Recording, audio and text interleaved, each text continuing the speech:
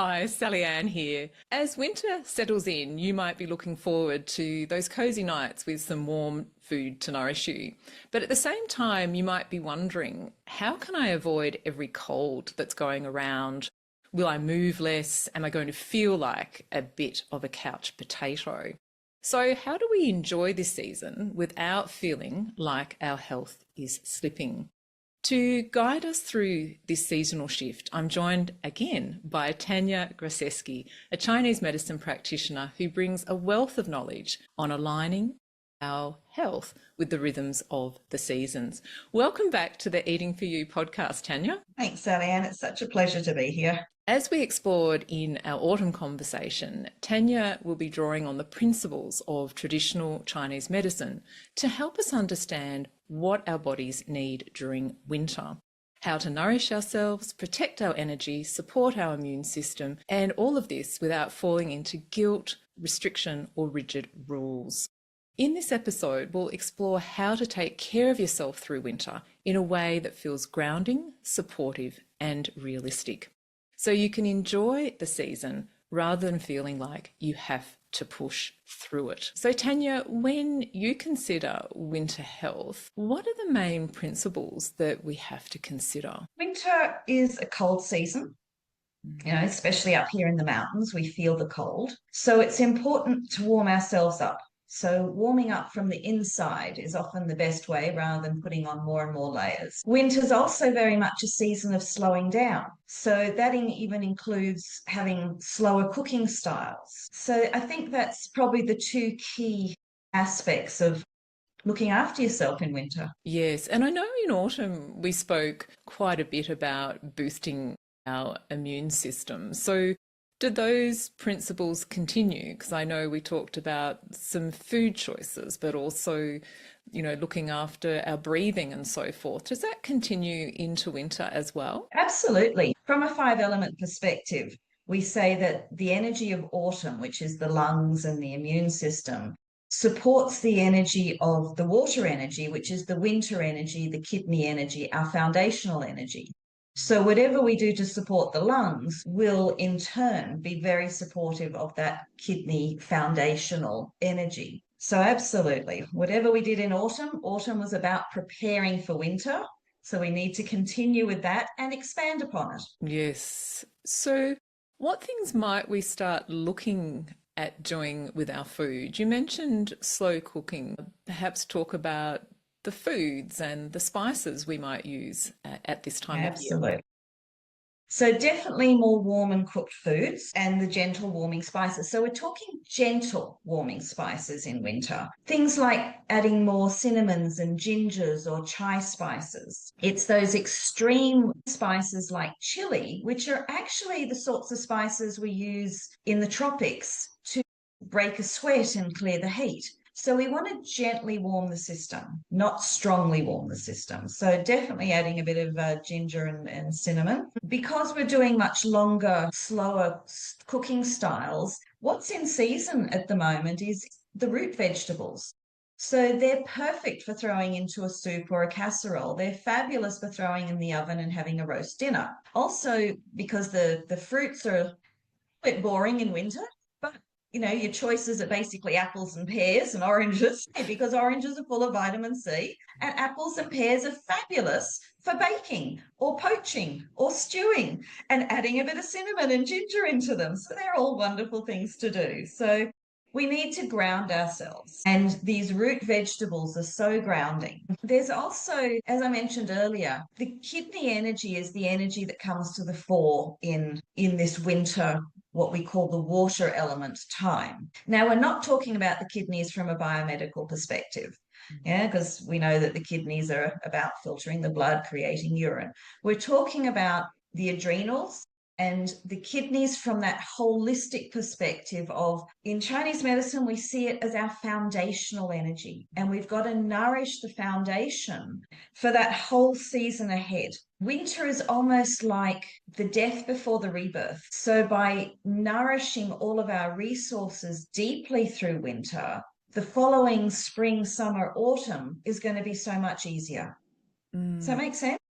Yeah, it's interesting because I was going back again as you were talking to autumn in many ways. We talked about letting go. We talk about our deciduous trees letting go of their leaves and winter being that quiet time. I look at my fruit trees and they're bare, and it does kind of reflect obviously not death as we think of in the end of life, but it's a stillness. And like you said, that stillness and letting go completely in winter then means you've got that new start in spring. End of one chapter, the start of another. Yes, yeah. And I'm glad you mentioned chili because I was thinking about that this morning before our discussion, and I was definitely adding some chili into my stir fries and things in the hotter weather and to salads and things in summer. So what's the guideline for chili? Cutting back on chili for most of us in winter? Yeah, because chili opens the pores. It opens the pores because it overheats us. It opens the pores, it makes us sweat. And therefore, with open pores, we're going to be far more vulnerable to catching that chill. Yes. So and also we will feel cooler. I know because we talked again about this in summer that and in my experience the first time playing tennis in northern Queensland in hot weather, and when you've got that layer of sweat on your skin, you actually feel cold, and we don't want to do that in winter. definitely not. When you think about, for example, India's always the example that comes to my mind, the sorts of spices they put in their curries and things in southern India would be the sorts of spices we use in summertime here. Whereas totally different spices are used in northern India, where you're up near, Dharamsala and the Himalayas and where it's cold. Yeah. And therefore, they're all about gently warming and deeply warming, not powerfully warming so that sweat and cool down. Yes, my Nepalese friends, you're quite right. I've seen them eat the chilies at the lower altitude, but then when we get up into the mountains when it's cold, no, they tend to just have the dal curries like what we're eating as well, which don't have the chili. Yeah, and interesting to reflect on that. Tanya, with people being concerned about catching a cold or a flu virus, what sort of tips can you offer to perhaps prevent us, from catching the cold or the virus or recovering a little bit quicker should we come down with something? Well, my favourite go-to is always astragalus. Well, looks a bit like a tongue depressor if you buy it from the Asian supermarket. So I always pop a tongue depressor of astragalus into my teas as a preventative. But keeping warm is the key. Eating seasonally, eating locally, eating appropriately, eating warmly is always going to be the key. So the more exposed you are, the more chance there is of you catching something. But if you keep warm externally and internally, then your system's going to feel more nourished, and the more nourished you are, the stronger your immune system. So because winter relates to the kidney energy, there are three keys to keeping warm in winter for the kidney energy. One is keeping the lower back. So making sure you're not wearing the little crop tops, or, your t-shirt can actually be tucked in, or you've got a singlet that's long enough to keep your lower back warm, because that's keeping your kidneys literally warm, keeping the lower back warm. The kidney meridians start on the sole of the feet. So this is now the season to stop wandering around barefoot and to start putting your little Uggies on, wearing your woolly socks. And, it's amazing. I'll have clients come in tiny little ballet slippers with no socks. They lie down on the bed and their toes are ice cold. And when the soles of your feet are cold, your kidneys are going to get cold. And if your foundation is cold, everything's going to be rocked. So this is the season for woolly socks, even nice thin woolly socks. Wearing your slippers, wearing your Uggies, wearing proper shoes that keep your feet warm. And then the last one, the back of the neck, there's an acupuncture point called the wind gate. And this is often, when the wind is blowing and we're all sort of huddled up and trying to keep warm, wearing a scarf is key. Yes. Keeping that back of your neck warm, the back of your back warm, your feet warm, keeping those warm, and you're going to be far less likely to catch something. Yeah. And it's really interesting, Tanya. I probably learnt the hard way with this. I can remember as a teenager, and I was so susceptible of getting colds. But I used to go and catch the bus like early in the morning, 7 o'clock in the morning. I would get out of the shower with wet hair, not dry it properly, and then go to the bus stop with wet hair, and wondered why I got sick all the time. Also, we had a silly school uniform. I'll blame the school for this one. The girls had to wear skirts and tights. And of course, that often didn't keep your feet warm when you were waiting for the bus. And I used to get chilblains. And yeah, I really struggled through winter. But I think one of the things we often forget is, our room can be cold wherever we are, whether it's work, whether we're at a library or a shopping centre. But then when we step outside, we've got to remember to put that layer on as well. And it's certainly something I learned living in New Zealand, was to layer up, especially when you're moving from indoors to outdoors all the time. So yeah, often it's those practical things, isn't it, that when we think about it, it's really logical, but we don't often think to do it. One of the things I learnt when I was diving many, many moons ago was you lose most of your heat from the top of your head. So definitely putting a beanie on when you're heading outside and not going out with wet hair are important. I know. I wouldn't even think of doing it now, unless it was like in summer and I was sitting in warm sun, to dry my hair. But the other thing that popped into my mind too, as you were talking about, keeping your head warm, is that, again, if we're not dressing appropriately or we've got wet hair, then the body's got to expend more energy to keep us warm as well. So that's not necessarily a positive thing when it's really cold. So Tania, I know there's some other interesting things you want to talk about in returns to nutrition and food choices for winter. So please share.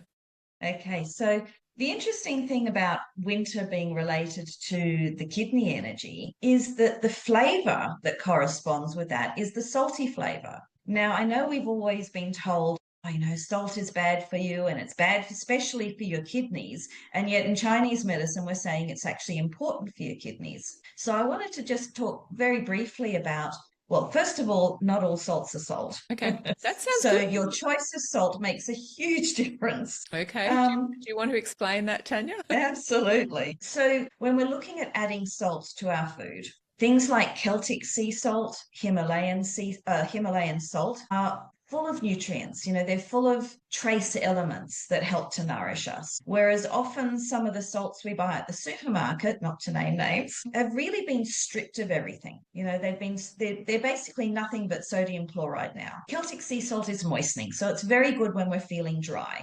But if we're feeling a bit damp, the Himalayan salt is very good at drying the system, and it's also a bit warmer. It has a bit more of a warm nature to it, the Himalayan salt. But the other aspect is to enhance, using salty flavors to enhance our foods, like adding a bit of miso, which has a salty flavor to it, adding a bit of tamari or soy sauce. Gamagio is one of my favorite condiments. It's a Japanese condiment I think it's a 14-to-1 ratio of sesame seeds to salt, to sea salt. And now, jumping a bit all over the place here, but the kidney energy rules the bones, okay? And what do we need for healthy bones? We need calcium. Sesame seeds are full of calcium. So if you've got gamagio, which is sesame seeds and salt, you are so totally supporting that kidney energy. It's fabulous. So those are the sorts of things in regard to saltiness. Also, cooking with salt. Often it's much better to actually cook with salt than to add it afterwards. We tend to use less of it. So when you're concerned about, I'm using too much salt, try cooking with it, adding, a dash of salt to your soups and casseroles, a dash of salt to your baked veggies. They always taste better. Even a dash of salt to porridge makes it taste much better. And salt can bring the sweetness out in stewed apples. Just a tiny little pinch, it makes such a difference. So it's the perfect season for adding just a dash of salt and supporting the whole system. Yeah, so Tania, when you talk about a dash of salt, you're talking about like a small pinch? Yeah, just a pinch. Yeah. Yeah, and I think one little grind, one or two grinds. Yeah, so I think if you've tuned in to the Eating for You podcast before, I've had guests on talking about how to reduce salt. And I just want to remind you that most of our salt in the Western diet actually comes from processed foods and highly processed foods. So we've got to be mindful of how many of those we're eating. as well as what we're adding into our food. And it's a little bit like sugar or honey. I always say to people, try not to buy the products that have those things added to them, because then you can just add the amount that you need, because once it's already in a processed food, you can't take it back out again. So as much as possible, when you are buying, even if it's canned vegetables or something like that for convenience, buy the ones that are in water that don't have added salt, and then you can add one of those salts that Tania was talking about, either the Celtic salt or the Himalayan salt, when you're cooking with them. Even something like herba mare. I'm not sure if you're familiar with herba mare. You can Yes, buy it at Coles or yes, Woolies. yes, It's got so many other wonderful flavors in there, bits of celery and I can't remember what other things, but all sorts yes, of herbs and spices in yes, there as well as the salt, yes, which means you're reducing how much salt you're using. that's right. Yes, so they're good tricks, but we do buy foods that are pre-packaged for convenience, even if we consider them nutritious foods, whether it's canned beans, canned vegetables, even breads can have a lot of salt added to them. So yeah, just be a bit mindful and try and cut down on those added sources of salt that are already in the processed foods. Absolutely. I'm always talking about whole foods. We're adding a little bit of salt to the whole food diet that we're eating. That's right. And like I said, for convenience, some of these semi-prepared or partially processed foods are fine as long as we know what's been added to them. Tania, is there anything else that you think is important from a winter food perspective? In Chinese medicine, we say that the dark foods help support the kidney energy because the colors related to the water energy are the dark blues, like you're wearing and I'm wearing, and the dark purples, like in eggplants, the blacks. So choosing those coloured foods tends to resonate with supporting the kidneys. So things like black sesame seeds or black tahini. Also, there's that doctrine of signatures that says, walnuts look a bit like the brain, therefore walnuts are going to support the brain. And recently I've come across the most awesome spread that's black tahini and walnuts together. It is divine. Yes, that sounds one for me Um, to look out for too. Yes. Definitely. And also the dark berries are really good brain food, good kidney food. So the blueberries, the blackberries, that sort of thing. Sea vegetables are really important. So the seaweeds, using kelp, using nori and arame, they can each be used in totally different ways. Putting kelp in your soups, sprinkling nori on your roast veggies. Arame is wonderful for a little bit of a stir fry. And they all have that really gentle, natural saltiness because they've come from a saltwater ocean. Yes. So Yes. that's another lovely way of putting that flavor into your system. Yes. Yeah, In and it's very warming, I think, and that's exactly what you're talking about. It's getting that warmth into the core of your body. So Yeah. you're not feeling like you have to wear every item of clothing in your wardrobe to keep warm. Yeah. And legumes are another big thing in winter time. So, again, the style of cooking we're using in winter, the soups and the stews and the casseroles, are a perfect vessel for eating more legumes. So, eating more kidney beans or black beans or even the adzuki beans, the red Japanese beans. These Yes. are all wonderful foods that are so supportive Mm. and nourishing and grounding and building of our foundation. Yes. Yes. And I've taken to black beans the last couple of years. I just love them. I use them in so many different ways. And I even use them in the warmer weather as well. They're a great legume to put into a salad. It might be a warm salad with some roast pumpkin towards the end of autumn and some black beans. It's just a really nice combination. Support the kidneys any time of year. Good. Yes, and like you said, in Chinese medicine, that is the foundation of our energy and our well-being. So it's really important to do that. The other thing, Tanya, I alluded to in the introduction is that winter for some of us can become the time of the year where we start to feel a bit heavy and sluggish. It is actually also a peak weight gain period in Australia. So what can we do to keep moving? And I know our next episode together, we're going to be talking a little bit about movement. But again, from a nutrition point of view, is there anything we should be watching when we talk about it from a Chinese medicine perspective? It is natural to put on a little bit of weight in winter. Yeah. You know, it's our body's way of keeping warm. Yes. But the idea is then when summer comes, or when spring comes rather, by changing our diet in springtime, we're going to be shedding that. But what happens is when we're overdoing it through the winter season and we're not quite shifting things enough in spring, it starts to accumulate. And it all comes back to, what's our digestive system doing? Are we keeping our metabolism strong and therefore our digestive fire strong, or rather our digestive fire strong and therefore our metabolism strong? I know we are going to talk later in the year about the spleen and stomach energy, that earth energy, and a lot of weight issues will come down to what's happening in the spleen and stomach, or the spleen, stomach, pancreas in Chinese medicine terms. But keeping that digestive energy warm, keeping those fires burning is the key. So the more cold food and raw food and what we call damp food that we consume, the more dampness, or adipose tissue is often seen as dampness and phlegm within the body, the more of that is going to accumulate. So keeping our weight stable is not just about what we're eating, but it's very much about how we're eating. So the stress we're under when we eat, it's about when we're eating. So eating regularly is really important, especially in winter when we don't want to be skipping meals and depleting ourselves. We're wanting to be nourishing ourselves. And I find that when we're eating regularly, 3 small meals a day or moderate meals a day, we don't tend to put that weight on so much. So there is that concept of what we're eating, how we're eating, when we're eating. Then certainly movement plays a huge role in things. So making sure we do keep going for a walk, or doing some Qigong, or continuing to go to the gym if that's what we like doing. Sleep plays a role in weight gain. So it's not just the quality of our sleep, but also the quantity of sleep. Our hormones play a role. So looking at what's happening within the thyroid. Our nervous system plays a huge role, because when we are stressed, our digestive system is actually switched off. We're either in fight and flight, or we're in rest and digest.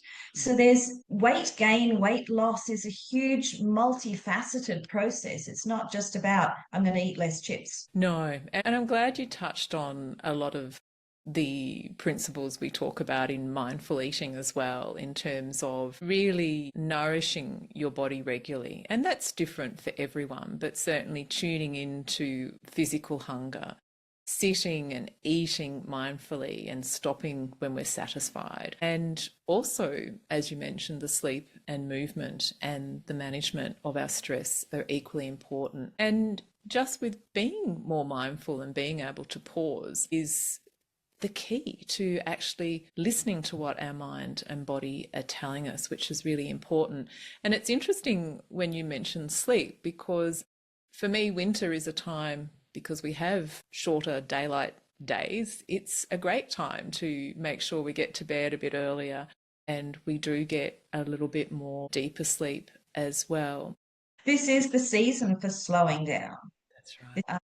Because it's cold out, because it gets darker earlier, we definitely want to go to bed earlier. We definitely want to catch up on all the craziness of summer. Yeah, catch up on that sleep debt. This is the perfect time for that. Yes, and also recharge the batteries so we are ready to, I won't say leap into spring, but, really embrace that new energy in spring. But before I forget, can I just go back to, you mentioned the dampening foods. Could you give us some examples of what Chinese medicine means when you say dampening foods? Damp is created within the body when either we're eating inappropriate foods or when we're not digesting foods properly.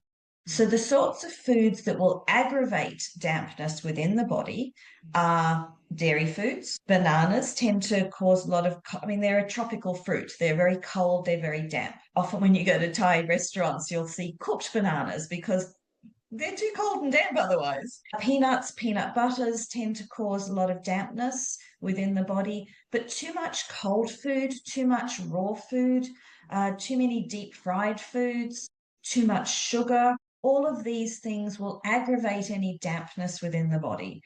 Mm. But if we sort of say, people say, okay, well, I'm not eating any of that, but I'm still putting on weight, then we have a look at, well, what's happening within the digestive system? Why is the digestive fire not processing everything properly? And why is there all this dampness being created? Yes. Does that make sense? Yeah, it does. And I just want to put a caution in there, I suppose, as well, that dairy foods for many people are an important source of calcium and protein. And I think the research is showing that the fermented sorts of dairy foods are sort of easier to digest and perhaps support a microbiome more than, say, drinking cow's milk. And when you look at Ayurvedic medicine, they use a lot of dairy products, but they always cook them.